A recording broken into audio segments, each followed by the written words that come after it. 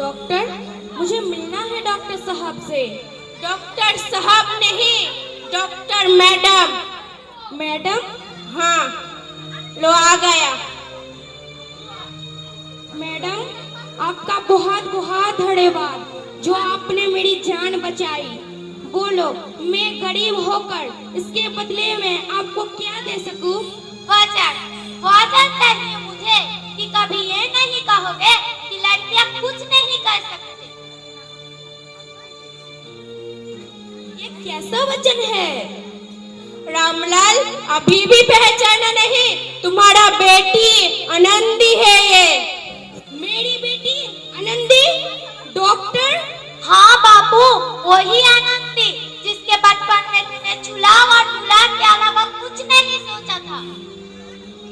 बेटी, मुझे माफ कर दे बेटी, मैं तेरी गुनहगार हूँ बेटी, तू मुझे माफ कर दे बेटी। आनंदी, तुम्हारा बापू को कभी भी माफ नहीं करोगे क्या? बापू,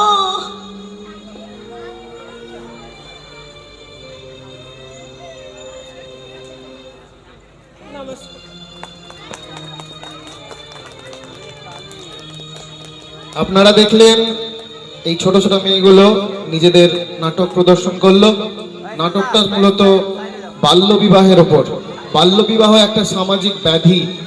আমরা এই বাল্যবিবাহকে যদি না থামাই, সমাজ কিন্তু একটা সুশৃঙ্খল এবং উন্নত সমাজ কখনোই গড়ে উঠবে না।